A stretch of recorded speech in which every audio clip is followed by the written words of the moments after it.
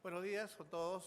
En primer lugar, agradecer nuevamente la invitación aquí a PROMPERÚ a exponer la primera conferencia del año 2016.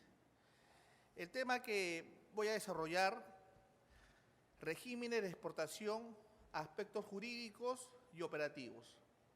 ¿Qué significa? Que vamos a tomar casos reales y prácticos y acoplarlos de acuerdo a nuestra ley de aduanas vigente. ¿Qué entendemos por exportación? La exportación la entendemos según nuestra ley de aduanas como el régimen aduanero que permite la salida legal de las mercancías del territorio aduanero, mercancías nacionales o nacionalizadas, para su uso o consumo definitivo en el exterior. Pero entendamos la salida del territorio aduanero. No dice la ley la salida de mercancías del territorio nacional. Entonces, he aquí el primer análisis jurídico que hacemos. ¿Qué es territorio aduanero? Entonces, definamos como territorio aduanero parte del territorio nacional. Parte del territorio nacional donde es aplicable, ¿qué cosa? La legislación aduanera. O sea que hay una parte del territorio nacional donde no se aplica la legislación aduanera. Correcto. Existe una parte que no se aplica la legislación aduanera. Y estamos hablando de la zona franca. ¿Sí?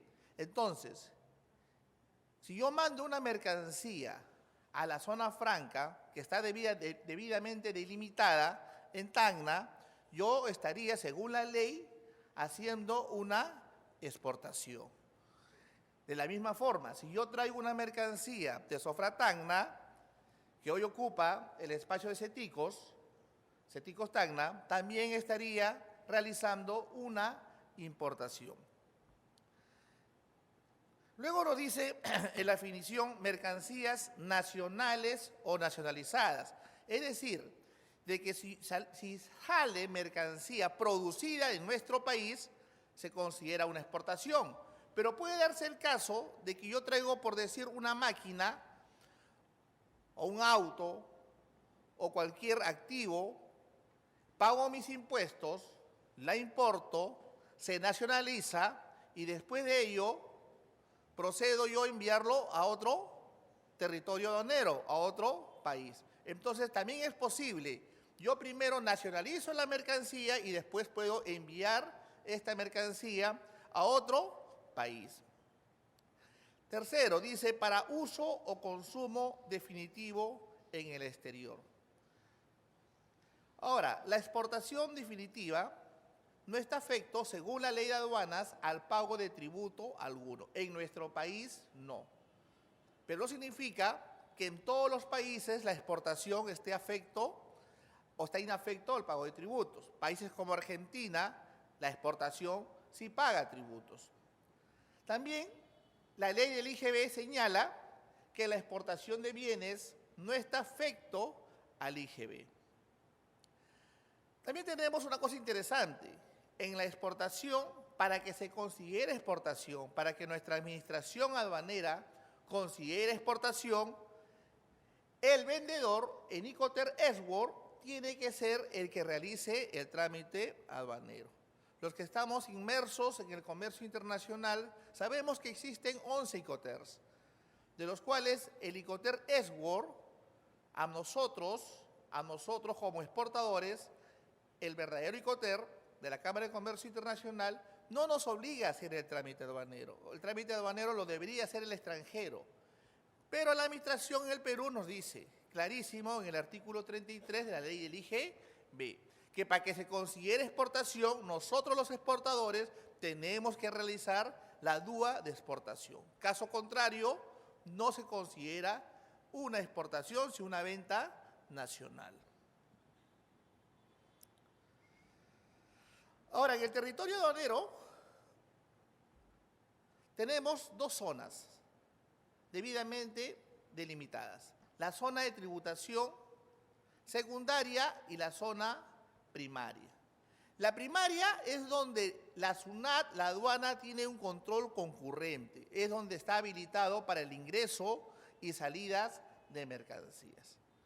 Llamémoslo puertos, aeropuertos, depósitos temporales, terminales, etc. Y la zona secundaria es donde estamos ahorita. El resto, lo que no es zona primaria, es zona secundaria. Y también dentro de la zona secundaria tenemos dos tipos de zonas. La zona de tributación especial y la zona de tributación común. ¿Cuál es la zona de tributación común? Donde el resto, todos los mortales pagamos nuestros impuestos, el IGB, el IPM, todos los impuestos que nos cobra la administración aduanera. Pero hay una zona de tributación especial, que es la región selva. Ellos tienen, por ley de Amazonía, convenios especiales como el peruano colombiano, donde no pagan algunos impuestos como es el ad valorem ni el IGB. El primer análisis, ¿qué haríamos? Definimos que según la ley de aduanas dice que la exportación es la salida legal de mercancías. Salida legal. ¿Sí? Porque también puede haber una salida ilegal. Hace poco estuve de viaje y un empresario llevó unas muestras a una feria y no lo declaró. Simplemente lo guardó en su equipaje de mano, unas muestras, y lo llevó. ¿Se considera una exportación? No, porque no se declaró. Fue una salida ilegal. Salió del Perú, sí. Pero ¿cuál fue el problema? Que cuando él regresa con sus muestras, ahora todos los aeropuertos pasan por un escáner y encuentran las muestras. Y él le dice, esta mercancía es mía, yo la saqué. Yo la llevé en mi equipaje de mano. Y la administración aduanera lo que le dice, no, tienes que pagar impuestos por esas muestras porque no hay un documento que permita, que permita demostrar que esa mercancía es peruana. ¿Sí? Entonces la salida legal, para que sea salida legal, tenemos que hacer o llenar nuestra DUA de exportación, que puede ser simplificada o una DUA normal. ¿Qué significa en la ley cuando dice mercancías nacionales para su uso o consumo definitivo en el exterior? Y la pregunta que nos hacemos, ¿procede que se exija al exportador que pruebe el uso de los consumos de las mercancías exportadas? Y acá hay una historia bien simpática, una RTF del año 2005. Se los cuento de una manera breve. Había una empresa en el año 2004-2003 que su negocio de ellos era exportar barro, y le ponían un insumo importado que era una colonia que se llamaba vereda tropical, que lo traían de Brasil. ¿Qué pasaba con este exportador? Este exportador comenzó a mandar a Estados Unidos esta mercancía, ¿sí? Porque había comenzado a hacer su estrategia de marketing, que ese barro que ellos producían hacía bien a la piel. Entonces los americanos tomaron con mucho aprecio este tipo de mercancía, se los echaban en la cara y supuestamente los rejuvenecía. El negocio fue muy bien, 2002, 2003, y este exportador se cogía un beneficio que le llamamos el drawback. Ese tiempo era el 5% de lo que exportaba. Cada container $100.000 y cobraba $5.000. Mandaba un container por semana. Todo iba bien simpático hasta que hubo una queja en Estados Unidos. A una señora le salió zampullidos, le salió, ¿cómo se llama? Barros. El barro le hizo mal al cutis y le quitaron la licencia allá en Estados Unidos para poder seguir comercializando este producto.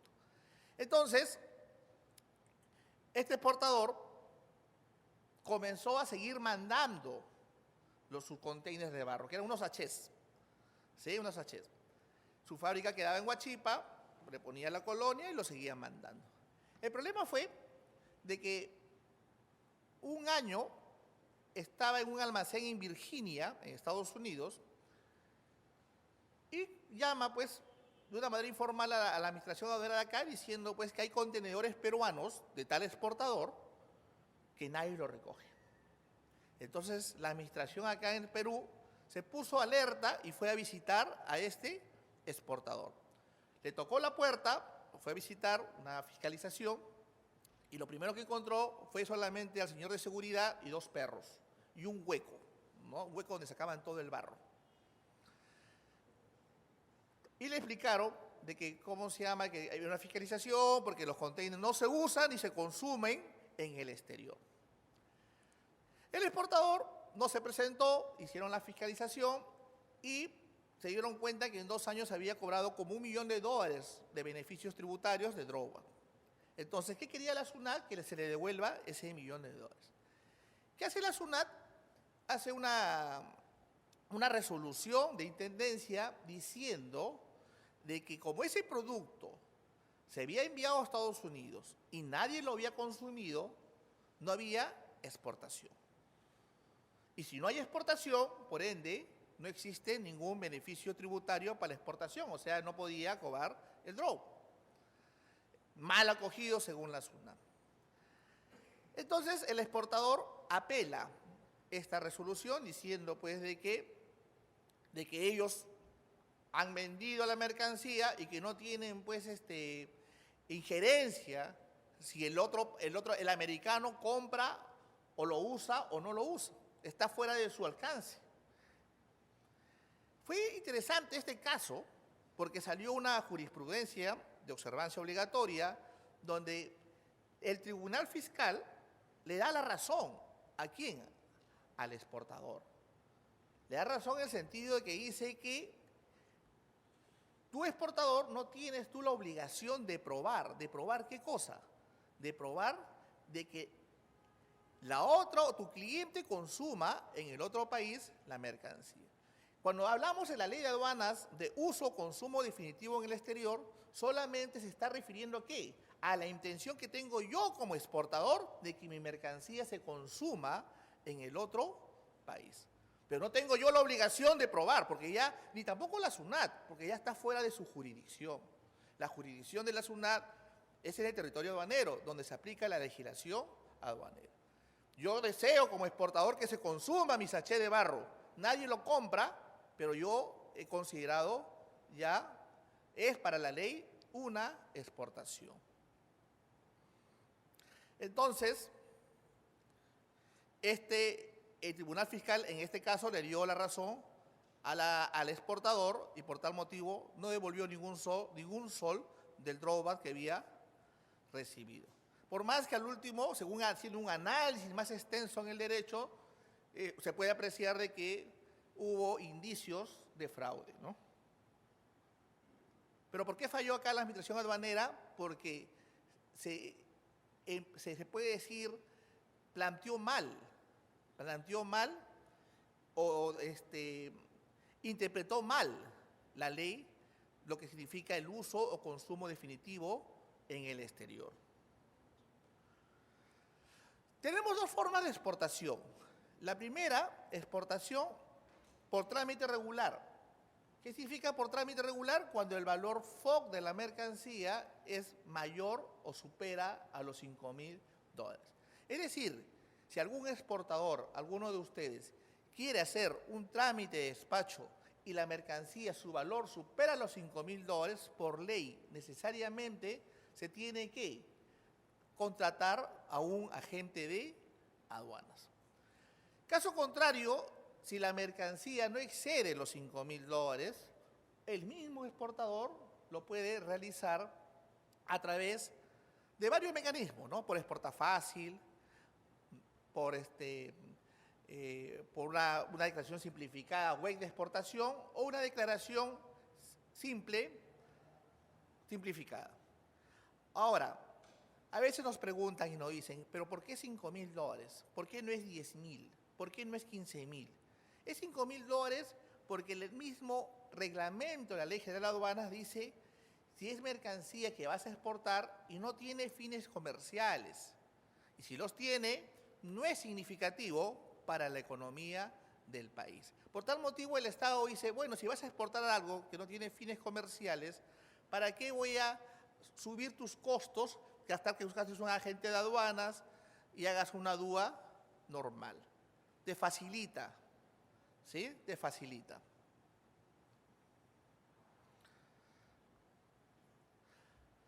¿Qué es el mandato o representación? El artículo 24 de la Ley General de Aduanas define el mandato con representación. Y ese es el poder que otorga un exportador. ¿Le otorga a quién? Le otorga a un agente de aduanas para que realice el trámite de exportación, para que esta persona, llamado agente de aduanas, pueda representarlo ante la SUNAT en todo lo relacionado al despacho aduanero. Ahora, acá la pregunta, ¿cuál es lo más fácil? Por ejemplo, cuando hacemos una importación, lo que hacemos, ¿por qué? Según la ley nos dice que tenemos 3 formas para endosar, hacer el mandato por representación. La primera forma es el endoso del BL o documento de transporte. La segunda forma es con un contrato privado firmado ante notario público. Y la tercera forma, dice la ley, ante cualquier formato establecido por la SUNAT. Acá la pregunta es si el mandato se puede hacer mediante endoso de documento de transporte.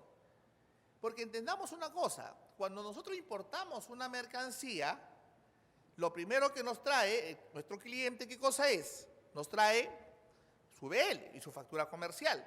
Entonces le decimos, oye, para hacerte el trámite de aduanero, lo único que tienes que hacer es sellarme el BL y ponerme endose por procuración, agente de aduanas, persiquispe forfán, y yo ya puedo hacerle el trámite aduanero. Pero cuando yo hago una exportación, supongamos de que alguien quiere exportar paltas, tú todavía no tienes el documento de transporte. Tú lo que tienes, ¿qué cosa es? De repente es una orden de compra. Entonces, acá la pregunta es, ¿podríamos hacer el endoso del documento de transporte? Y la respuesta es muy sencilla, ¿no? No se podría. ¿Por qué? Porque no existe el documento de transporte. Lo que nos quería hacer, ¿qué cosa es? Tendríamos que hacer un contrato notariado, ¿cierto? Un contrato notariado donde se me otorga un poder para poder hacer el trámite aduanero. Y hay una excepción. Podría haber la excepción de un transporte multimodal en donde antes de embarcar la mercancía nos entreguen un documento de transporte. Es una excepción. Pero lo normal en exportación, ojo, es que el mandato se configure con un contrato notarial. Es decir, el exportador y mi persona, agente de aduana, nos vamos a un notario, legalizamos nuestras firmas en donde me dan el poder para poder hacer todo el despacho aduanero. Ahora, nuestra Ley General de Aduana nos habla sobre mercancías prohibidas y mercancías restringidas. Hay mercancías que no pueden ser exportadas. Por ley están prohibidas. Por ejemplo, la momia Juanita. Ella no puede ser exportada por ser patrimonio cultural. Hay animales, la vicuña, los guanacos, tampoco pueden ser exportados definitivamente. Y más aún si tienen premios, más aún si tienen títulos, más aún si son abogados. También tenemos un convenio, el CITE, ¿no? Que es un convenio de la ONU, donde prohíbe determinados animales se puedan exportar. Animales que son para zoológicos, por ejemplo, los leones, los tigres y los elefantes. Y acá hay una historia pequeña que les puedo contar, que hace muchos años un circo, que no puedo decir su nombre, trajo unos elefantes, 4 elefantes, y una de ellas estaba embarazada, estaba preñada. Y cuando ingresan al Perú, ingresan como una misión temporal, y cuando iban a salir, nace el elefante, y ya era un elefante peruano. Al salir, el problema era cómo salía. ¿Por qué? Porque si entran 4, debieron salir 4, pero había uno más. Entonces, un despachador nos dijo, hay que hacer una exportación. Pero no podíamos numerar la exportación por una sencilla razón, que está prohibido exportar elefantes. ¿Por qué convenio? Por el convenio CITE. ¿Sí? Entonces ese elefante, que era peruano, tenía que quedarse en nuestro país.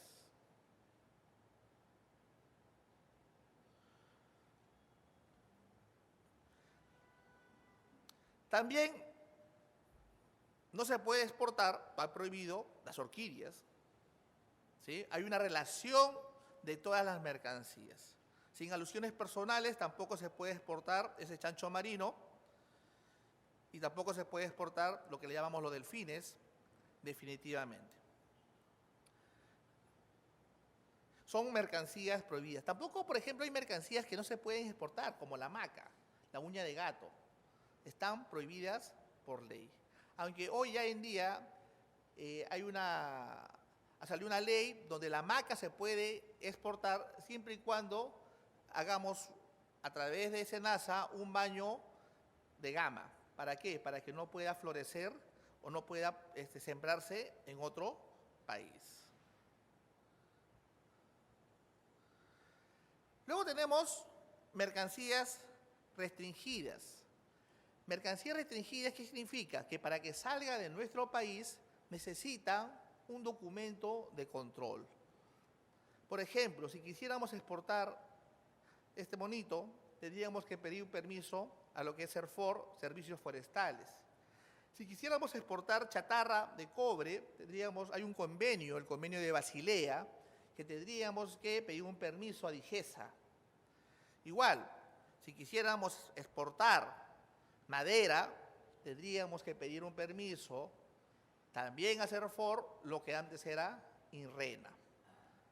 Si quisiéramos exportar peces ornamentales, tendríamos que pedir un permiso, un documento de permiso para que salga esta mercancía, que lo tramitamos en el Viceministerio de Pesquería.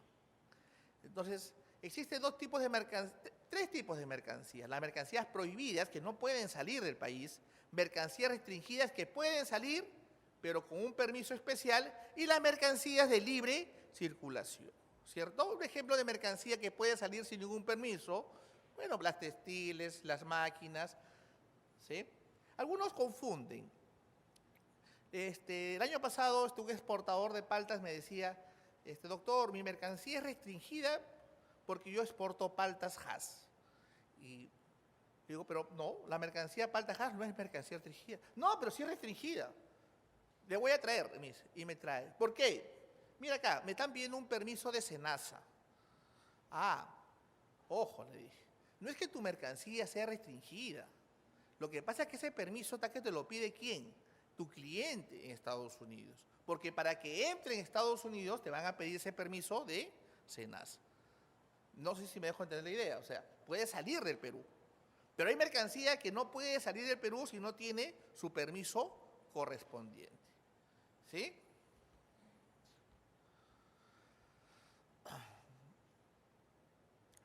Ahora, es posible que la SUNAT, a través de los INTAS, la SUNAT tiene INTAS, la SUNAT por ley puede crear procedimientos aduaneros, pueda pedir que se consigne el número de guía de transporte forestal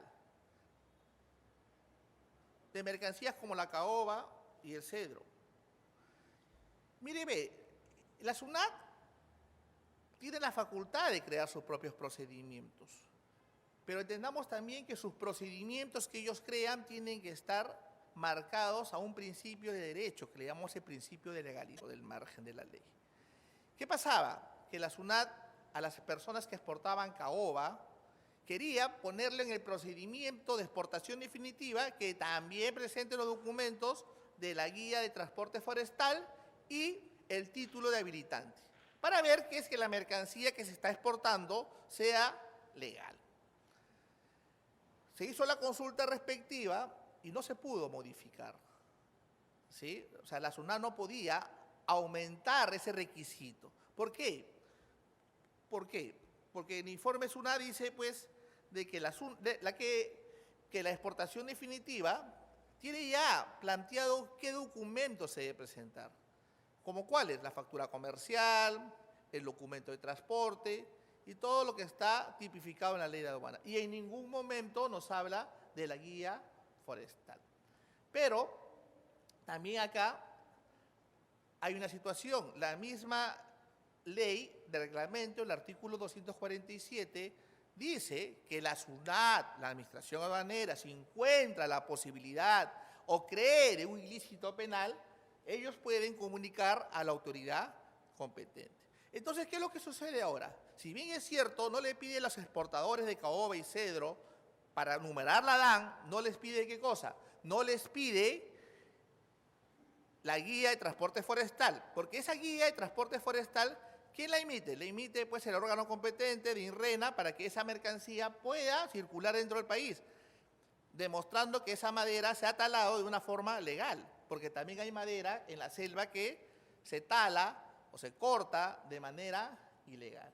Entonces, ¿qué hace la SUNAT? En el despacho aduanero le revisa y ahí le pide, tráeme a mí adicionalmente la guía de transporte forestal.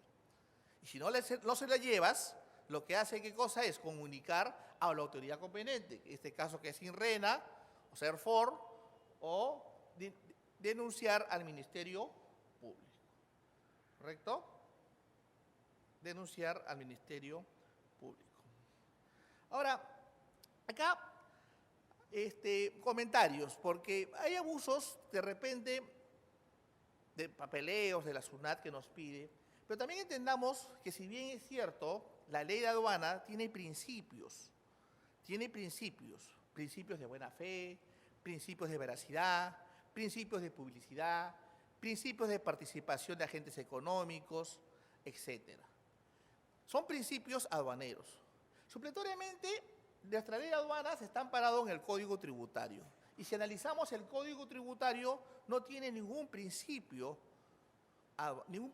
que favorezca quizás a nosotros los exportadores.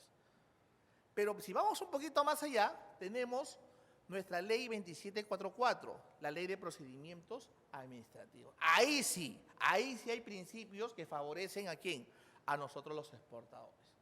¿Sí? ¿Cómo qué? Como el debido proceso. Que todos nosotros tenemos el derecho de exigir que la administración aduanera a una solicitud de nosotros nos resuelva con una resolución motivada. Tenemos el derecho del principio de razonabilidad. No puede ser que la SUNAT vaya, nos revise y nos dice, oye, ¿sabes qué cosa? Ya, sácame fotocopias de las 5.000 DUAs del año 2014.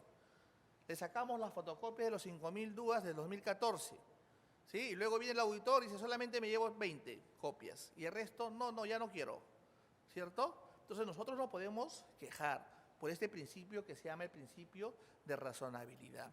Les cuento esto porque hace muchos años, 2007, 2008, una empresa muy importante llegó a invertir acá a nuestro país, una empresa que tenía un nombre incaico, que no puedo decir tampoco el nombre, que su negocio era los parques temáticos, los juegos mecánicos, parques de diversiones. Quiso comprar el Parque de las Leyendas, pero no lo logró hacer por X motivos, porque el Parque de las Leyendas supuestamente había huacas y no se podía comprar. Pero mire lo que pasa cuando se viola este principio de razonabilidad. A esta empresa se le hace una revisión tributaria por parte de la administración, que tiene todo el derecho. Y le pide, como a todos nosotros, la SUNAT lo primero que nos pide son nuestros libros contables. ¿Sí? A todos nos piden eso. Pero también pide el libro de actas. Como una empresa extranjera, el contador no se hace problema y entrega toda la información. Esta empresa transnacional estaba negociando en ese año, 2008-2009, 600.000 metros cuadrados en el kilómetro 100 de la Panamericana Sur, al frente de Asia, donde ahora están vendiendo los terrenos de los portales. Estaba negociando $600.000, metro cuadrado $10. Iban ya a hacer la transacción por $6 millones. Querían hacer un parque temático. ¿Sí? Todo estaba viento en popa el negocio. ¿Qué pasó? Que en esa revisión piden la información, pero se filtra la información, porque en el libro de actas, que es un libro donde los socios se reúnen y acuerdan, se puede decir que acuerdan ahí, acuerdan pues qué se quiere hacer con la empresa, quiénes son los socios de la empresa. Y lo primero que ven ahí, que el socio de la empresa era nada más ni nada menos que Walt Disney. Walt Disney. ¿Ah? Walt Disney. Walt Disney. Y increíble, ¿ah? Eso fue en el 2009, nunca me voy a olvidar. Al próximo día, 6 de abril de 2009, sale en El Comercio Walt Disney en el Perú. Y ustedes lo pueden buscar por internet para que vean que no estamos, diciendo cosas que no son. 6 de abril de 2009 sale en El Comercio. Walt Disney invierte en el Perú. Está negociando 600.000 metros cuadrados a $10 por metro cuadrado. Y vamos a hacer, en Lima Sur, se va a hacer, ya truncada, dice la noticia, la compra en el Parque de las Leyendas, se va a hacer un parque temático al estilo de París y al estilo de Tokio. Lógicamente que la gente se emocionó, ya imaginaba mototaxi a Asia, mototaxi, ¿no es cierto?, a Walt Disney. Pero ¿qué cree que pasó? Pasó algo interesante. El dueño no había vendido el terreno. Cuando vio la noticia, ya el terreno no costaba $10. El terreno ya lo había subido a $200. ¿Por qué? Porque dijo, oye, Walt Disney, estoy negociando con Walt Disney. ¿Cierto? Entonces, ¿qué pasó? Walt Disney desmintió la noticia, cerró la empresa y se fue. Eso es real, señores. Eso es real. Ustedes lo pueden buscar por internet. Se los comento ahora para que vean que nosotros como exportadores, como contribuyentes, podemos decirle, oye, información que no te quiero dar, Sunat. ¿Sí? Porque es una información para mí que no tiene nada que ver con lo tributario, es parte de mi negocio. ¿Sí? Y se pierden negocios a veces, ¿por qué? Porque la información se filtra. Sacas fotocopias, le das, quizás por ahí, no sé, presumiendo, conjeturando, el auditor lo comentó con su amigo, oye, mira, estoy revisando a Walt Disney, y quizás por ahí se filtró esta información.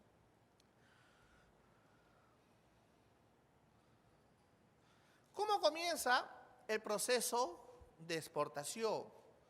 Primero, cuando nosotros exportamos, comenzamos con el número de DAN provisional. Es decir, que nosotros numeramos la DUA 40, datos provisionales, que lo que no podemos equivocarnos es quién es el que exporta y a quién va dirigido nuestra exportación. Solamente son dos datos importantes. Una DUA provisional, ¿sí? Después de eso, después de tener la DUA provisional, recién esa mercancía ingresa a un depósito temporal.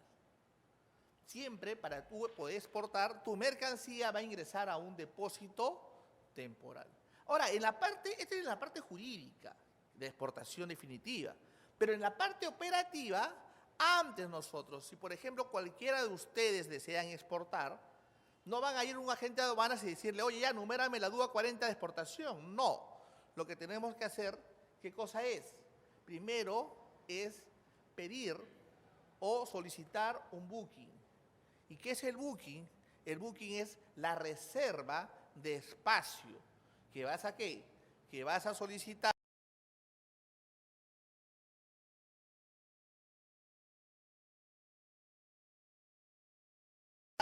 para que tu container pueda subir a un determinado buque.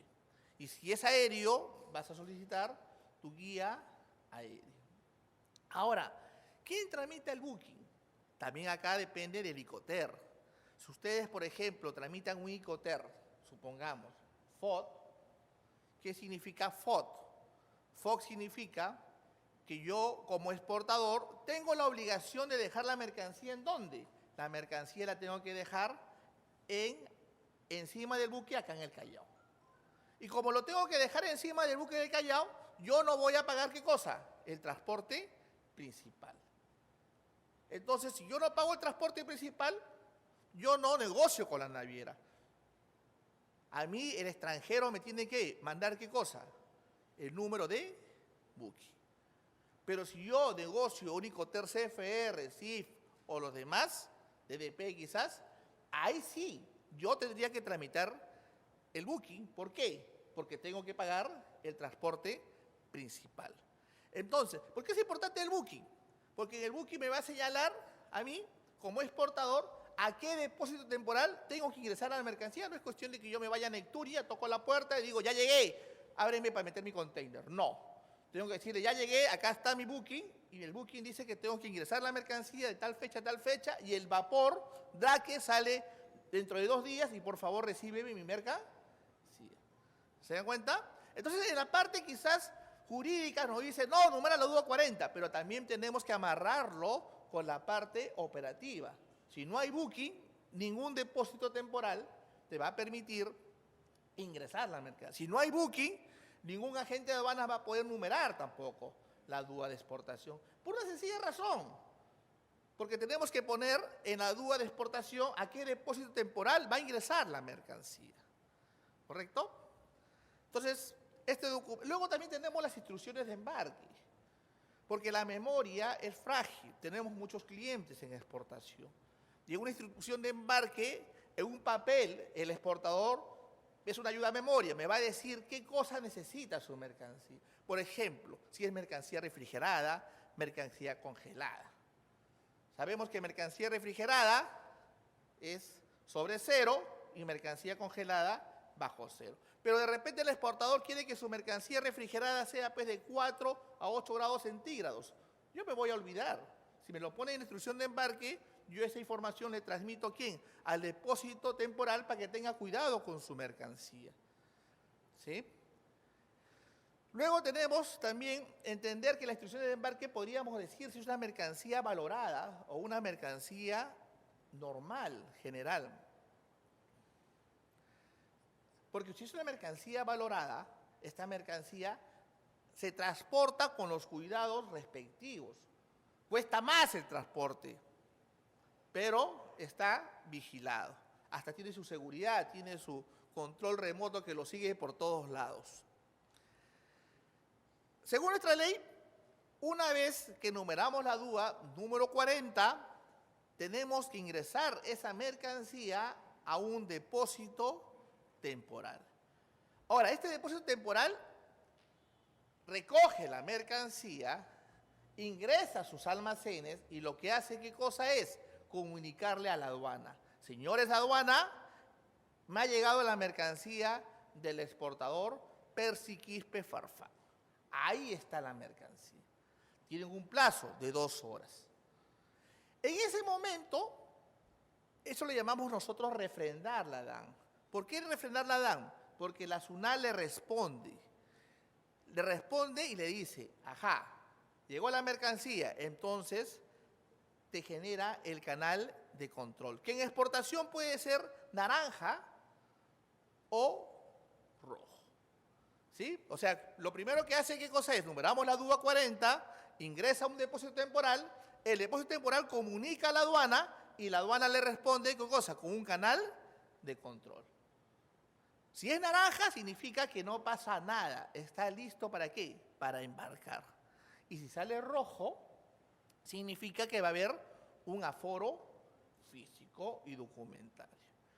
Y acá también hacemos un paréntesis. El canal de control. El canal de control, señores, según la ley, no es al azar. Según el artículo 163 de la Ley de Aduanas, el canal de control están dados por una gestión de riesgos. Muchos expositores dicen el canal de control es al azar, a la suerte. Tiramos una moneda en la SUNAT y si sale rojo, rojo, sale naranja, naranja. Mentira. El canal de control está hecho una gestión de riesgo. Si el señor que va a exportar piedras exporta a Alemania, primera vez que exporta, ¿qué canal cree que le va a salir? Rojo. ¿Cierto? Si la señorita exporta todos los días, se apellida Romero, dueño de banco de crédito, ¿qué canal cree que le va a salir? Naranja. El señor se apellida Oropesa, ¿qué canal le va a salir? ¿No? Entonces, entendamos eso, ¿ah? O sea, si exportas algo, ¿sí? La SUNAT trabaja con una gestión de riesgo. No a todos los puede revisar. Va comenzando a analizar quién tiene incidencias. ¿Correcto? Pero eso lo dice la ley. La ley lo dice bien claro. Los canales de control es una gestión de riesgo. Y solamente la SUNAT de 100 DUAs numeradas solamente puede revisar en reconocimiento físico máximo 15, de 4 a 15%. Textualmente lo dice la ley de aduanas. Y bueno, hay una salvedad que dice en Tacna, por tratarse pues de una zona de fronteras, hasta el 30% puede revisar. El resto tiene que ser de libre paso. Después de esto, una vez, si ha salido naranja no hay ningún problema, porque ya se acabó el trámite de exportación, así de simple. Listo para embarcar, levante y punto.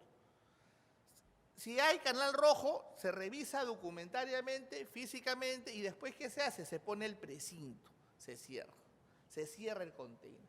Y si es canal naranja, también se pone un precinto. Luego esto, el depósito temporal, ¿qué hace? Hace una tracción externa, o sea, de Neptunia, no sé si habrán visto ustedes en Néstor Gambetta, donde hay varios depósitos extraportuarios, de ahí salen los containers y se lleva al puerto. Y en el puerto del Callao tenemos dos operadores importantes, DP World y APM Terminal. A cualquiera de los dos que dice el booking, dónde va a salir o dónde va a subir la carga, ahí llevamos o lleva el depósito temporal la mercancía. Y ahí el funcionario aduanero también otra vuelta en forma ordenada, en forma ahí sí aleatoria, o de repente, como ellos dicen, de inteligencia, porque hay unas brigadas de operaciones especiales, los BOE, que se encargan de buscar droga. Hay unos buzos en la SUNAT que comienzan a buscar droga abajo de los buques, porque ponen torpedos en los buques, los sueldan. Entonces, todo esto la SUNAT revisa de forma aleatoria. Yo les cuento un caso porque hace muchos años nos llamaron en la madrugada diciendo pues que habían encontrado una maleta deportiva dentro de un container. Y nosotros nos asustamos porque nos dijeron ya nos valoraron el despacho. ¿Qué había pasado? De que ya había habido reconocimiento físico, el depósito temporal había puesto el container, había puesto el precinto, había llegado a APM Terminal y en APM Terminal, por ahí uno de los fascinerosos había abierto el container o había roto el precinto y había puesto una bolsa así de gimnasio, así tipo deportiva, y había puesto pues unos 10 kilitos de, ¿cómo se llama?, de esa cosa que hace mal. Y lo había dejado ahí. Llamaron al fiscal de delitos de antidrogas y el fiscal, con un criterio, a mi entender, excelente, se dio cuenta que el exportador no tenía nada que ver ahí, porque simplemente, ¿qué había pasado? No, habían roto el precinto y habían puesto... ¿Por qué? Porque esa gente presumía de que esa mercancía ya no se iba a volver a revisar, se iba a subir al buque. Entonces, ¿qué hizo el fiscal? Solamente separó la maleta, ¿cierto? Tomó nota quiénes las personas que habían ingresado en ese depósito y prosiguió el despacho de la mercancía. Nosotros como agentes de aduanas no nos perjudicamos, ni mucho menos el exportador. Pero ya veíamos un dolor de cabeza, porque cuando hay un problema de estos, 15 días estamos con unos problemas graves, ¿cierto? Bueno, después de que se va la mercancía, el buque tiene la obligación de ¿qué cosa? De transmitir ¿qué? El manifiesto de carga de salida. ¿Y qué es el manifiesto de carga? Es toda la relación detallada de todo lo que tiene, ¿quién? En los containers, ¿cierto? ¿Quiénes son los consignatarios y qué mercancía se está llevando de nuestro país? Después de eso, nosotros tenemos 30 días después del término del embarque para ya numerar ¿qué cosa? La DUA definitiva. Ojo, así se llama, DUA definitiva. Ya regularizamos nuestra exportación. Tengo un caso de un exportador de Paita, de una empresa de vinos, que no se hizo la regularización de la exportación. No se hizo por X motivos. ¿Por qué? Porque nosotros como agentes de aduanas tenemos que pedirle pues algunos documentos que le llamamos los vistos buenos. Si no tengo los vistos buenos, o sea, lo que no le pagó la naviera nunca me va a dar la información para poder yo regularizar la DUA de exportación de salida. Entonces, como nunca nos la dio, nosotros pues tampoco nunca lo declaramos la exportación. A los 7 meses, 6 meses, nos llama este cliente diciendo pues que le había llegado una multa, que es el 20% de la UIT. El año pasado fue 770 soles más o menos, y quería lincharnos, ¿cierto? ¿Por qué voy a pagar yo esa multa si el que hace la DUA de exportación ¿Quién es el agente de aduana? Pero ojo, entendamos una cosa. Nosotros como agente de aduana trabajamos con un mandato. ¿Qué significa eso? Que si yo me equivoco, yo no me equivoqué. El que se equivocaron fueron ustedes. ¿Por qué me escogen, no? ¿Cierto? Tienen que saber escogerme. ¿Cierto? Así es. Luego, el último paso es la transmisión de los documentos digitalizados. ¿Qué significa? De cuando nosotros numeramos la DUA 41, ¿sí? Para que se termine tenemos que digitalizar, o sea, escanear los documentos. Escanear la DUA 40, escanear la factura, el booking, el BL y todo, y mandarlo ¿a quién? Vía electrónica a la aduana.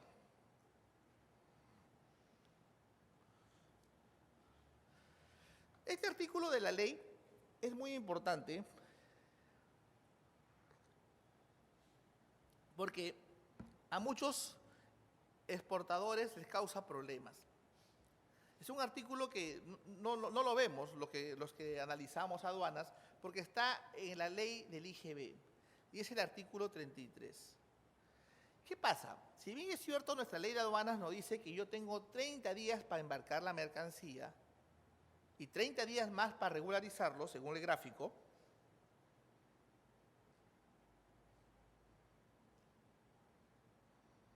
...30 días y 30 días después... Según la ley del IGB, ojo, si yo facturo, hoy ya estamos 20 de enero, si yo facturo una exportación, hoy, 20 de enero, yo tengo hasta el 20 de marzo para que esa mercancía se vaya del país. Según la ley IGB. ¿Estamos? O sea, si yo facturo por $100.000, le facturé a un chino, ¿sí? A Chongling, facturado. Pero esa mercancía no salió.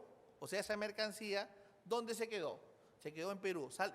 Todavía sale, no sale el 20 de marzo, sino con calma, sale el 20 de junio.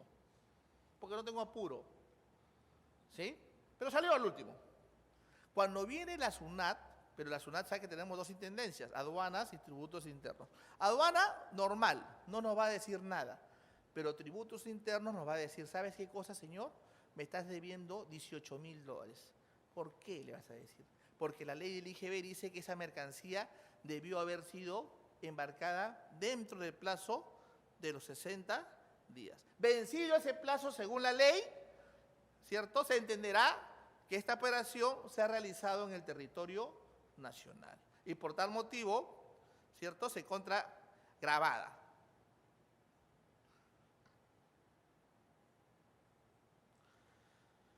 Ahora, ¿qué es lo que queremos decir con esto? Que si tú facturas, tienes que apurarte para que la mercancía salga del territorio nacional, del territorio aduanero, para poder, porque ojo, acuérdense que la exportación no está afecta a pago de tributo alguno. Este mismo artículo habla sobre los Icoter Export, FCA o FAS, y que refuerza de una manera legal lo que comenzamos en nuestra exposición, diciendo que para que se considere exportación en export, nosotros como exportadores, ¿qué tenemos que hacer? Hacer el trámite aduanero, es decir, llenar la DUA de exportación. Si yo vendo un export a un chino, a un americano, a un inglés, a un europeo, y no hago el trámite de exportación, ¿sí? No, para la SUNAT no es considerado una exportación, es considerado una venta local. Y si es considerado una venta local, ¿qué va a querer la SUNAT? ¿Cobrarme qué cosa? El IGB, ¿sí? El IGB. Pero según la ley de aduanas, el artículo 61, tenemos dos plazos. 30 días calendarios, una vez numerada la DUA provisional, para poder embarcarla. Y después de embarcarla, tengo 30 días más para numerar la DUA definitiva. Esos son los plazos que me da la ley de aduanas. Pero en la práctica, eso es el plazo máximo. Ese es el plazo máximo. Pero en la práctica lo embarcamos, la mercancía, en 4 días y tratamos de regularizarlo máximo en 5, 6, en 7 días para evitarnos los problemas. ¿Sí? No esperemos al último día para regularizar las dudas ni embarcarlas.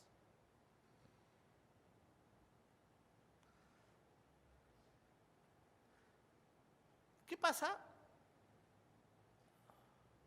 si, por ejemplo, en una factura de exportación, ustedes le ponen que están vendiéndole, supongamos, a la empresa Microsoft, ¿sí? A Microsoft, en Estados Unidos. Pero yo al numerar la duda de exportación, le pongo, me equivoco, y le pongo que le estoy vendiendo a Sony, por decir. Entonces acá la pregunta es, y lo que pasa siempre, ¿no? ¿Quién tiene la culpa? ¿Quién paga la multa? ¿El exportador o el agente de aduanas? ¿Y dónde se configuró la multa? ¿En la declaración provisional, o sea, en la DUA 40, en la DUA definitiva? Acá tenemos una cosa, bien. Si ustedes como exportadores entregan los documentos correctos, en su factura dice Microsoft, y yo me equivoqué, estoy enamorado quizás, y le pongo Sony, ¿de quién cree que es la culpa? De la gente, ¿no es cierto? Es criterio. Pero si tú de repente te equivocaste y me das la factura Sony, y yo veo la factura Sony y le pongo Sony, y luego regresas y me dices, oye, no era Sony, se equivocamos, era ¿cómo se llama Microsoft? O era ¿cómo se llama Panasonic? No Sony. Entonces ya la multa ustedes como exportadores lo tienen que pagar. ¿Se da cuenta? Y eso pasa mucho porque, mire, ve, saliendo un poco de la exportación, o también exportación e importación. Nosotros trabajamos como agente de aduanas a la luz de los documentos. Supongamos que ustedes están exportando textiles. Entonces, tú me vas a traer una información y una ficha técnica y me vas a poner que tu mercancía es algodón, tiene PIMA, tiene esto, tiene esto, tiene esto. Entonces, ¿qué voy a hacer yo? Yo no soy, pues, ¿cómo se llama? Laboratorio con mi vista, ¿no? Yo no voy a agarrar y decir, oh, sí es algodón, ah, sí, 80% de algodón, ah, sí, es esto. Yo clasifico la mercancía de acuerdo a la información de que ustedes me dan, ¿sí? Entonces, lo clasifico la mercancía, pero la SUNAT tiene un boletín químico, o sea, tiene un laboratorio. Saca una muestra de tu mercancía, ¿correcto? Saca una muestra, lo lleva a su laboratorio y saca y dice, oye, ha habido una mala clasificación de la mercancía. Te has equivocado. La pregunta es acá, ¿quién paga la multa? ¿El agente de aduanas o el exportador? El exportador, porque me dio una información que yo no conocía, ¿cierto? Entonces, si hay un boletín químico, entendamos, porque tenemos problemas con los clientes. Ya la SUNAT nos dio la razón, ¿ah? Hay un informe sobre eso, ¿no? Si yo no sé si hay un boletín químico de por medio, porque no sabía, pues. Yo trabajo sobre los documentos que tengo, sobre eso clasifico. Entonces, entendamos eso, entendamos esa relación de quién tiene la responsabilidad, ¿correcto? ¿Qué es la respuesta de la SUNAT? Que nos dice que en la etapa de regularización de la DUA de exportación, o sea, en la DUA 41, yo puedo modificar todo lo que tiene que ver referentemente a la mercancía, o sea, a la mercancía. ¿Qué significa eso? El valor, cantidad, partida arancelaria. Pero lo que no puedo modificar, ¿qué cosa es? El consignatario. No puedo modificar quién es el exportador. Eso no, ¿cierto? Eso no puedo modificar. Entonces, ¿dónde se configura la multa? ¿En la DUA 40 o la 41? En la DUA 40. Eso es lo que nos dice la SUNAT. Entonces, ¿quién paga la multa? Depende. La multa la paga bien claro. Si yo como exportador, la factura o el BL dice Sony y yo le puse Panasonic, me equivoqué yo pago la multa. ¿Sí? Como agente de aduana. Pero si la SUNAT se da cuenta que la factura está bien, pero el exportador se ha equivocado, de repente se le traspapeló, se modificó la factura, X motivo, lo paga el exportador. Y es una situación de criterio, pero ya está tipificado, ya está aclarado en un informe de SUNAT que se los he puesto acá. Estas diapositivas van a estar subidas en la página web de PROMPERÚ y ustedes lo pueden buscar en internet. Solamente he puesto un resumen para que ustedes puedan analizar los aspectos jurídicos de los casos más importantes que me ha parecido traerles hoy. ¿Qué más? ¿Cuáles son los puntos críticos que tenemos en una exportación?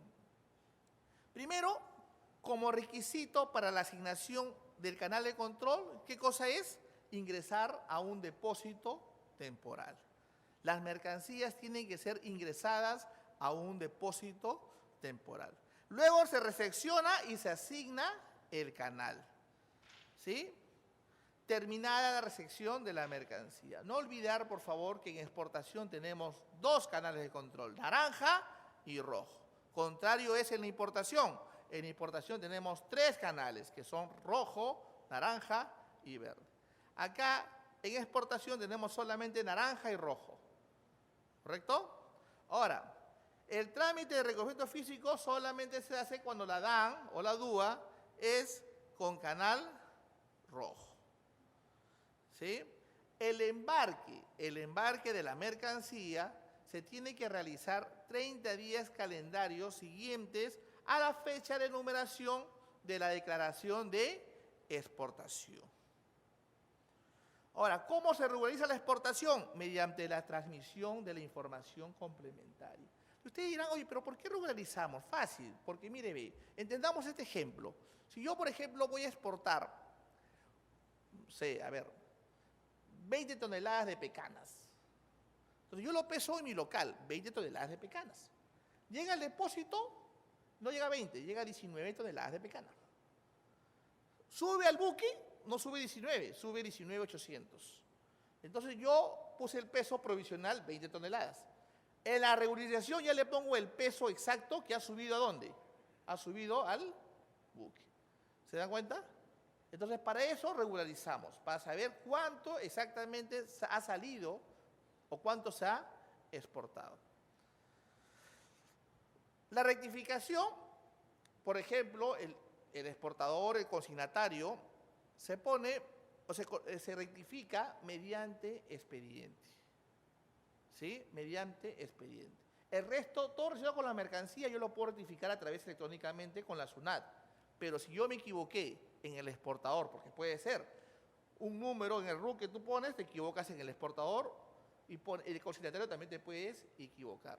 Y también se puede subsanar, pero a través de un expediente. Aquí le llamamos expediente, que presentamos un escrito y lo presentamos en mesa de parte y la aduana no responde si está fundada o no fundada la rectificación respectiva.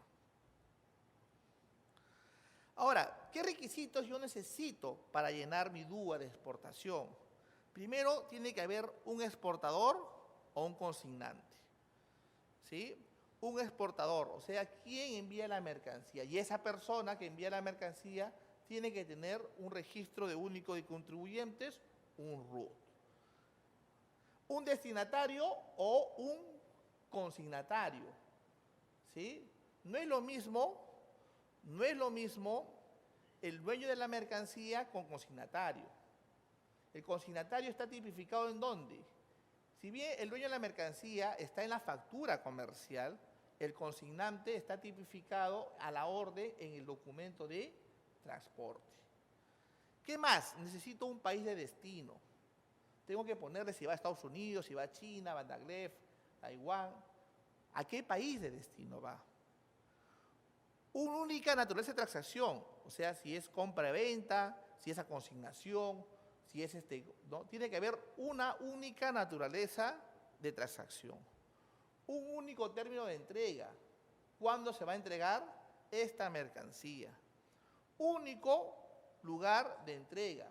¿Qué Incoterm es? Fox, FR, DDP, Edward, cualquiera de los 11 Incoterm. Una única moneda de transacción. No puede ser la mitad dólares, la mitad soles. Porque, ojo, en la DUA de exportación todo lo llenamos en dólares. Pero si tú lo declaras en otra moneda, o sea, si la factura está en otra moneda, en euros, se tiene que transformar en dólares. Se tiene que almacenar en un solo lugar, o sea, al ingresar la mercancía, tiene que ir ¿en dónde? A un solo depósito temporal. y tiene que tener un solo manifiesto de carga. Esos son los requisitos para llenar la declaración aduanera de mercancía.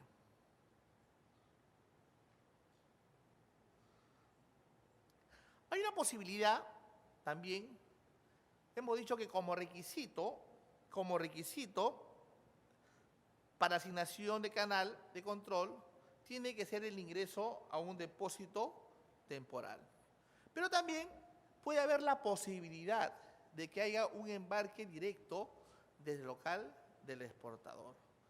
Ahora, esto no es de oficio, sino a solicitud del exportador, solicito ¿a quién? A la aduana, de que mi mercancía no ingrese a un depósito temporal, sino que desde mi propio local, ¿sí?, vaya directamente al puerto. Pero hay unos tipos de mercancías, por ejemplo, las peligrosas, ¿no? Le digo, señores SUNAT, voy a exportar una mercancía peligrosa, por lo tanto, necesito exportarlo de mi propio local. Ningún depósito temporal me quiere recibir mercancía. Pones el tipo de mercancía, es una bomba atómica. Entonces, definitivamente lo quieres mandar de tu propio local, ¿sí? Por ejemplo, empresas, por decir como Exxon, ¿no?, que exportan explosivos, ellos exportan desde su propio local. Las mercancías a granel, por ejemplo, el café a granel, los minerales, ¿sí? Los minerales. Estas mercancías también podría solicitar, ¿qué cosa?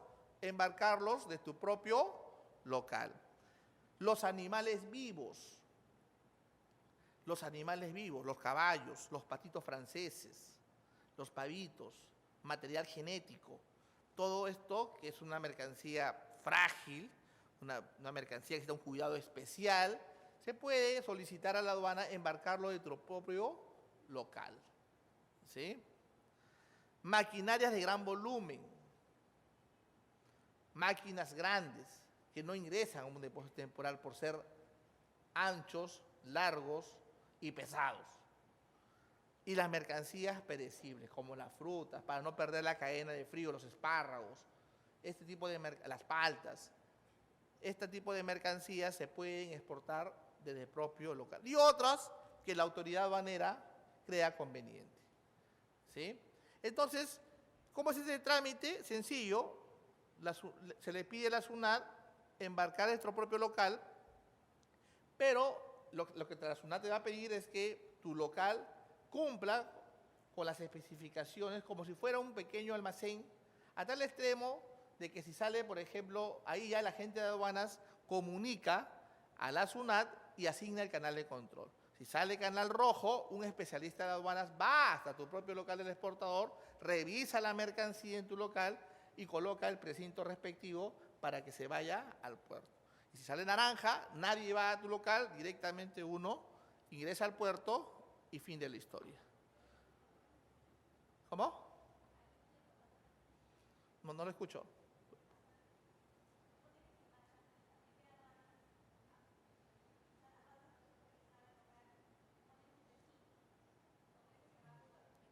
A ver, no lo escucho. ¿Te puedes repetir, fuerte? No, mi duda era sobre el precinto, porque hace un momento comentaste que habían puesto una mercadería ilegal en un embarque. Así es. Si ellos, si se va desde del lugar de la empresa directo a puerto con canal naranja, no colocan precinto. ¿O dónde lo colocan? Ah, sí, así tienes razón, pero ahí le ponemos precinto de agencia nosotros. Nosotros ya le ponemos el precinto de nuestra agencia, para que, ¿cómo se llama? Ingrese. Si es naranja, pone precinto. Si va a la SUNAT, ellos le ponen el precinto. Pero como no va a la SUNAT y es naranja, nosotros le ponemos el precinto. ¿Sí? Sí, interesante. Luego tenemos otros tipos de operadores, algo que está de moda, que la SUNAT está promocionando mucho, es los operadores, los económicos autorizados, los OEA, ¿no? Que por ley, al margen del marco SAFE, que le llaman de seguridad, se ha creado el OEA, donde son, en primera etapa, exportadores, almacenes y agentes de aduanas, se inscriben a la OEA, le dan una certificación de 3 años para que ellos puedan embarcar directamente de su local cualquier tipo de mercancía. ¿correcto? Le damos la certificación y supuestamente el beneficio que ellos tienen son como decir clientes VIP para la SUNAT. Y la SUNAT le baja el riesgo y casi toda o toda su mercancía sale canal naranja. ¿Sí? Le llamamos el operador económico autorizado.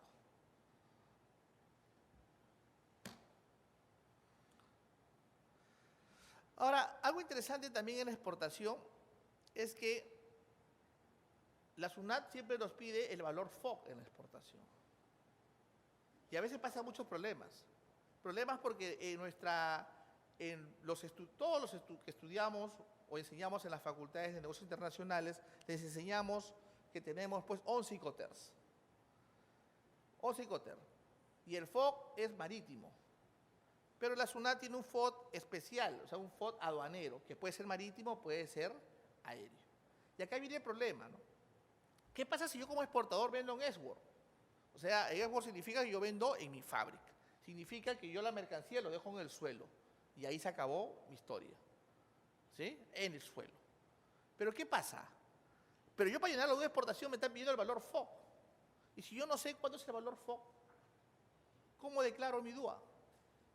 Porque puede ser de que el chino, el extranjero, no te quiera esa información, o puede ser quizás que mande a un intermediario que todavía no sabe cuántos son los gastos, ¿cierto? Y son problemas que pasan. Entonces se hizo la consulta a la SUNAT y la SUNAT hizo un informe y nos contestó de una manera bien simpática, ¿no? Diciendo, ahí no le interesa quién incurra con esos gastos.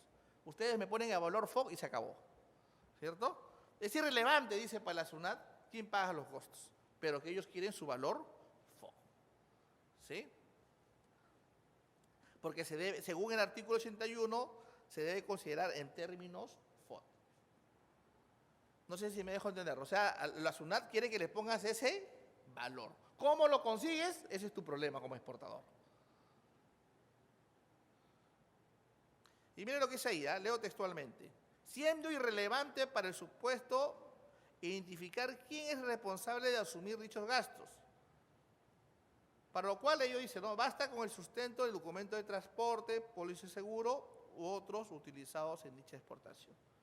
Pero tenemos que poner en la duda de exportación el valor FOB. El FOB de exportación aduanero.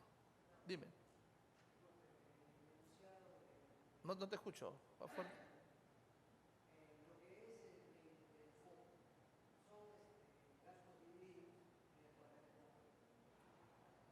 Ya, lo que es el FOB, ¿no? Consiste en que son gastos divididos, ¿no? Que la obligación y la responsabilidad del vendedor terminan, ¿no? Cuando lo ponen en los muelles, ¿no? Y la responsabilidad y los costos del comprador, ¿no? Es embarcarlo en los muelles con dirección al puerto de destino, ¿ok? Ya. ¿Cómo entonces el exportador peruano puede saber el costo global si allá el que va a pagar para los Estados Unidos, por ejemplo, tiene unos costos? O sea, tendría que coordinarlo desde el Perú a Estados Unidos para saber el valor FOB total, ¿no? ¿O se divide el valor o cómo es? Claro. A ver, lo que pide la SUNAT es el FOB, el valor FOB de exportación. El valor FOB sería... FOB, FOB, FOB, claro. sería acá en el Callao. ¿Cuánto es el costo hasta el Callao? Perfecto. ¿Estamos? Ya, claro. Pero acá el problema es cuando vendes en export. Hasta en export, si vendes en tu fábrica, te faltan los gastos cómo llegar hasta el Callao, porque eso no lo pagaste tú como exportador, Claro. eso lo pagó el extranjero. Entonces lo que te dice la SUNAT es que, bueno, a mí SUNAT es irrelevante, ¿no es cierto? ¿Quién pagó el gasto hasta el muelle? Pero tú consíguelo y me lo pones en tu DUA. ¿Me entiendes la idea? El valor totalizado. Exactamente, hasta el puerto del Callao. Hasta el puerto del Callao. El Callao, nada más. Ah, ya. De ahí para adelante ya, si es FOB, si es bajo el Incoterm FOB. De ahí para adelante ya se declara en Estados Unidos, en el otro país. Exactamente, eso ya es otra cosa. Ya. La aduana te controla hasta el FOB.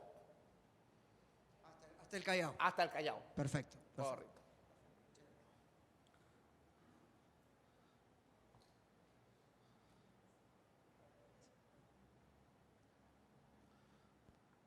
Ahora, este es algo interesante, este informe, porque a veces pasa, ¿no? El consignante efectúa una venta export, entonces contrata un servicio y a veces nos dice, oye, agente, tú exporta, o sea, tú ponte en la aduana de exportación, porque yo soy extranjero, no tengo RUC. Y acá hay que entender muchas cosas. Nosotros como agente de aduanas no podemos ponerlos o sea, no podemos llenar la aduana de exportación. Si bien es cierto, la puedo hacer, pero la puedo hacer por una situación de mandato. Pero yo no voy a hacer mandato de mí mismo. ¿Me entiende? No puedo ser juez ni parte. ¿Cierto? Pero por eso han nacido ya hoy en día los operadores logísticos, donde ellos sí hacen esta figura. Pero como agente de aduana, la SUNAT nos ha respondido con este informe de que no podemos, nosotros, no se admite que se registre como exportador, ¿a quién? Al agente de aduanas. Toda vez que su participación en el despacho aduanero está sujeto a ¿qué cosa? A un mandato.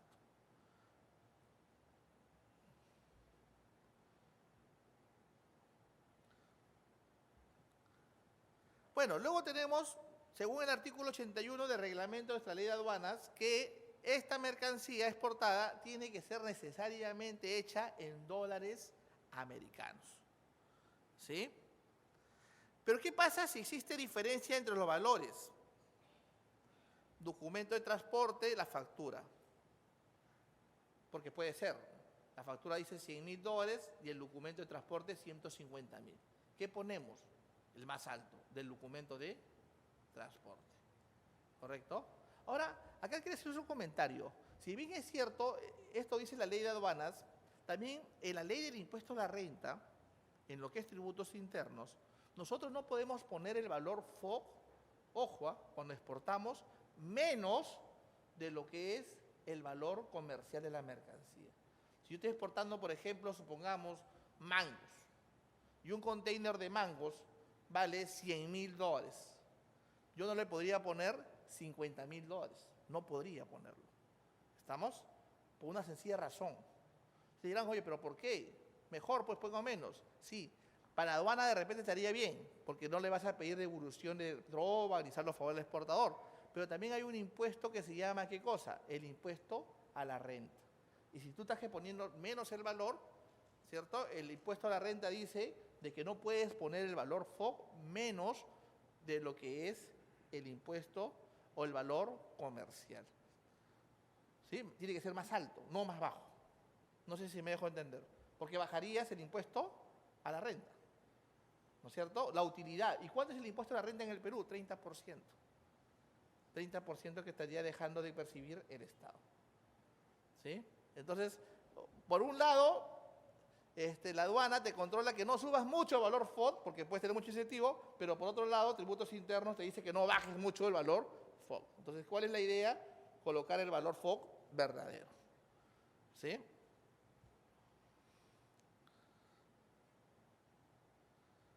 Ahora, acá siempre hay una duda, y esto me ha parecido interesante ponerlo. Acá, ¿qué pasa por decir cuando hay una diferencia?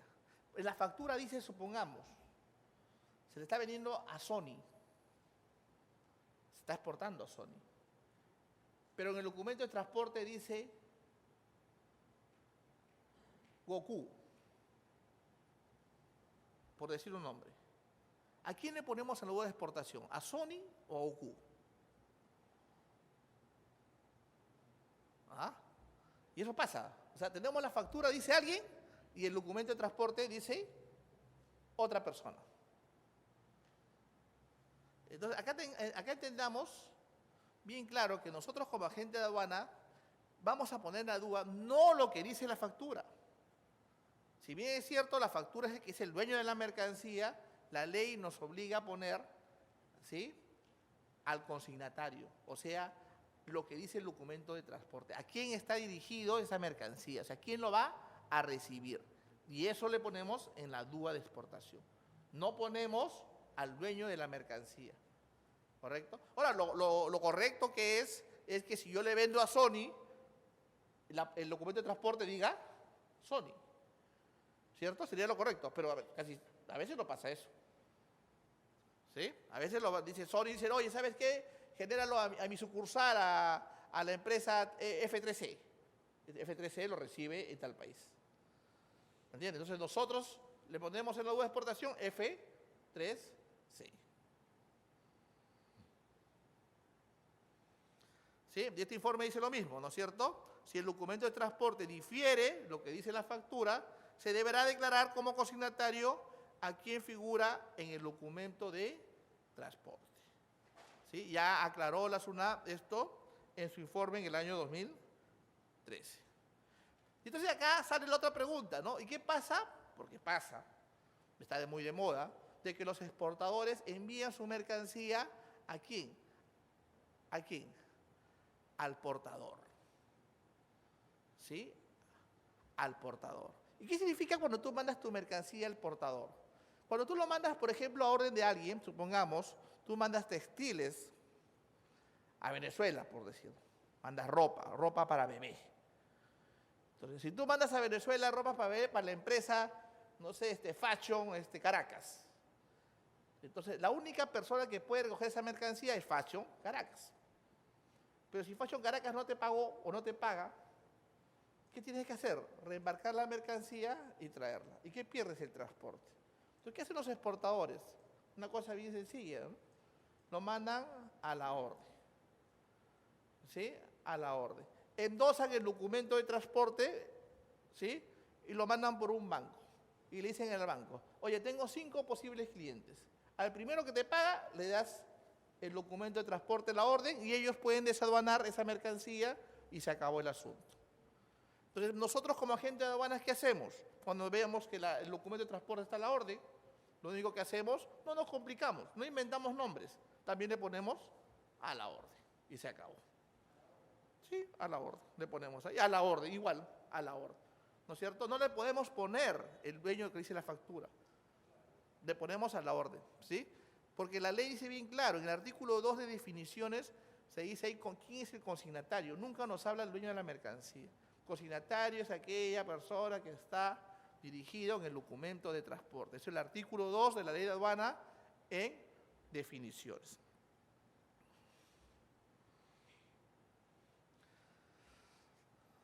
Ahora, ¿qué pasa si una persona natural, un peruano, se manda a sí mismo una mercancía? O sea, esta califica como exportación y yo como persona sería un exportador. Es decir, quiero ir a una feria, yo mismo me mando la mercancía para allá, para Estados Unidos, yo mismo lo llevo. ¿Sí? Entendamos que, según la definición, exportación es la salida legal de mercancías, nacionales o nacionalizadas. Este señora o este señor, ¿qué es lo que desea hacer? ¿Se lo manda a sí mismo? Primero, está cumpliendo. ¿Qué está cumpliendo? ¿Es una mercancía nacional o nacionalizada? ¿Qué más? Salida legal del territorio aduanero, está saliendo del territorio aduanero. Salida legal porque ya está declarando una duda de exportación.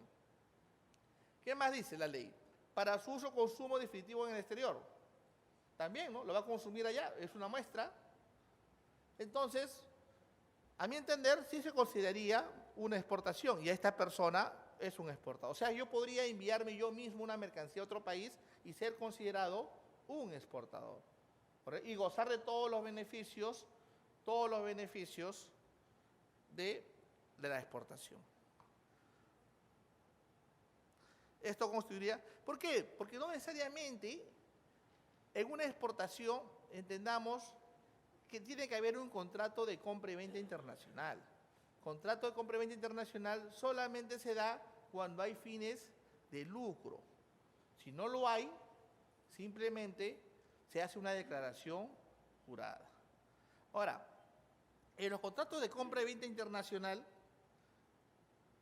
tenemos iniciación, negociación, tenemos perfeccionamiento y la implementación. Así se comienza el contrato de compra y venta internacional. Y acá una pequeña anécdota, ¿cómo negociamos hace poco un contrato de compra y venta internacional? Porque un contrato de compra y venta internacional en una exportación o una importación lo puede hacer entre presentes y entre ausentes. ¿Qué significa entre presentes o ausentes? Presentes vía telefónica, ¿cierto? Estoy hablando con mi cliente, tanto exportando o importando. Entre ausentes le mando un correo electrónico y este señor me responde después de un mes. ¿Correcto? Entre ausentes también puede ser face to face. Me acuerdo una anécdota rapidita para contarles, para no aburrirlos, de que en las fases de negociación nosotros exportábamos pecanas a China y tuvimos la suerte de que este chino nos dijo de que había la posibilidad de importar algunas mercancías en la zona franca de Panamá, de Colón. Y llegamos pues a Panamá para justamente hablar con el chino. Llegamos a Panamá, llegamos en la tarde, y al próximo día una combi nos recogió para ir a Colón. Lo primero que me sorprendió de los chinos fue la forma como ellos tienen su oficina, ¿no? Era una pecera alrededor del salón, como decir todo, y en el medio pues había una mesa redonda. Y en la mesa redonda había un primo con una olla hirviendo. Yo le pregunto a la persona que me está acompañando, que era un panameño, y le digo, ¿qué significa esto?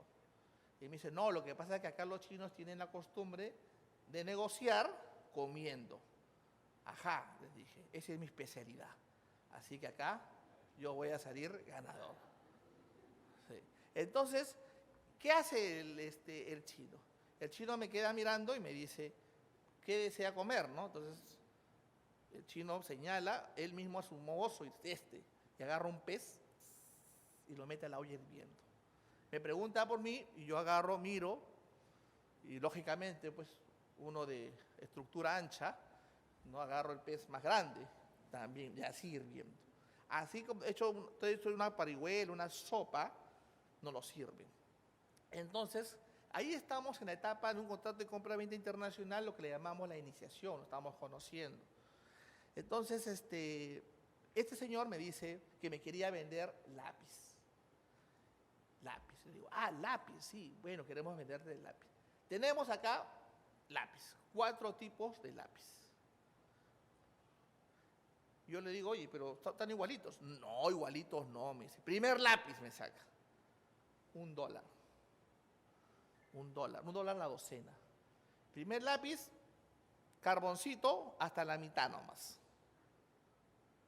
Carboncito a la mitad y el carboncito no está pegado a la madera. Tú cortas, ninjo corta, rompe la punta. Ninjo corta, rompe la corta.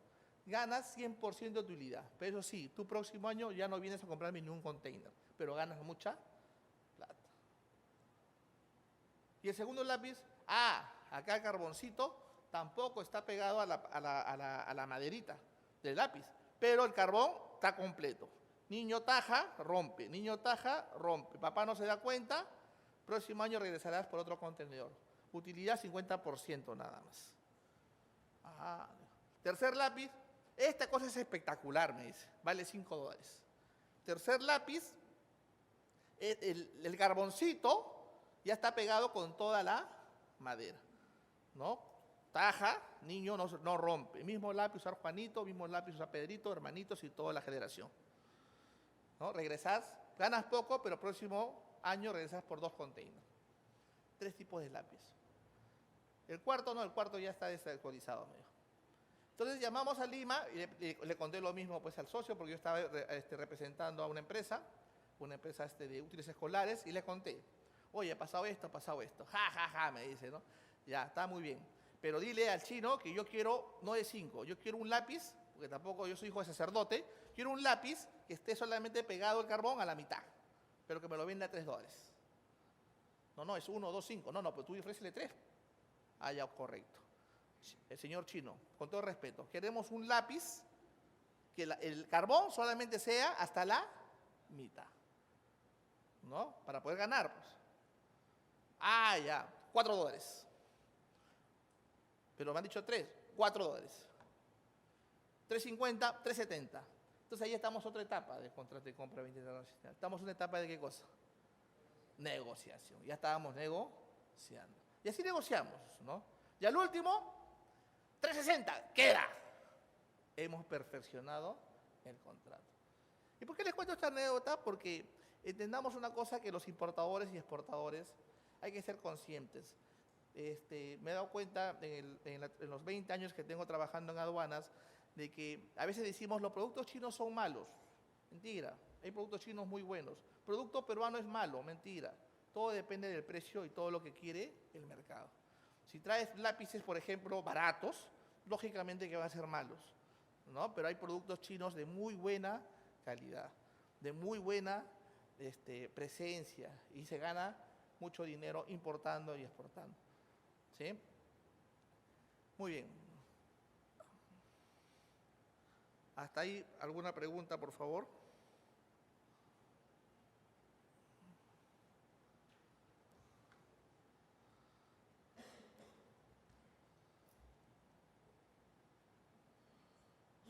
Buenos días, doctor. Buenos días a todos los presentes. Mi pregunta es respecto a qué incentivos existen para los exportadores. Incentivos. Bueno, ¿qué incentivos existen para los exportadores? El incentivo más importante es el drawback. El drawback, ¿cierto? Y también tenemos otro incentivo también que es importante, que le llamamos el saldo a favor del exportador. ¿Por qué? Porque tenemos un principio de que no podemos exportar tributos. ¿Sí? No podemos exportar tributos. Ahora, nosotros, en el Perú, el drawback ha estado bajando paulatinamente. Estaba a 5%, ha bajado a 4%, y este año ha bajado a 3%.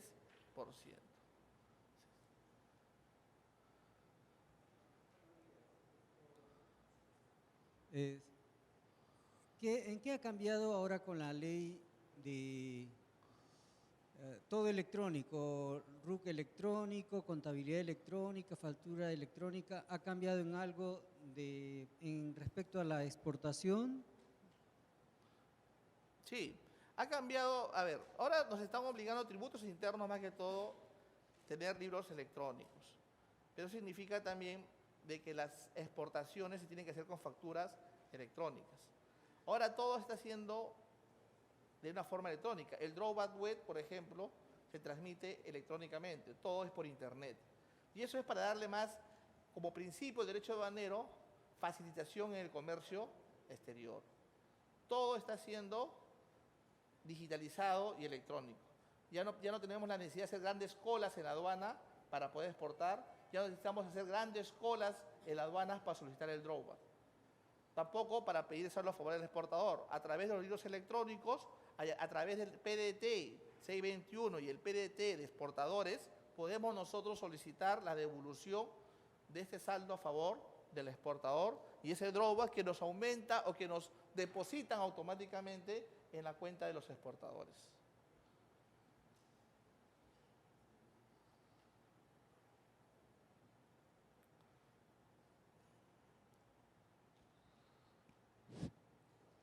Bien.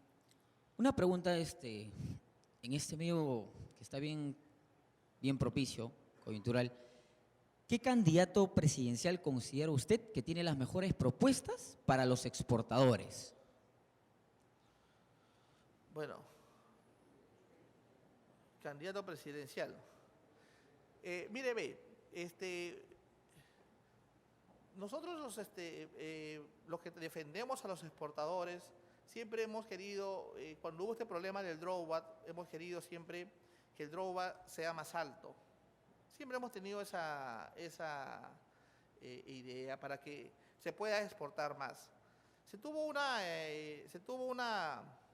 idea que fueron acogidos por varios abogados y que no es una idea que nosotros hemos creado, sino es una idea que se ha recogido de otros países, que habíamos en una conferencia pasada justamente lo hablé, sobre lo que era el drawback web.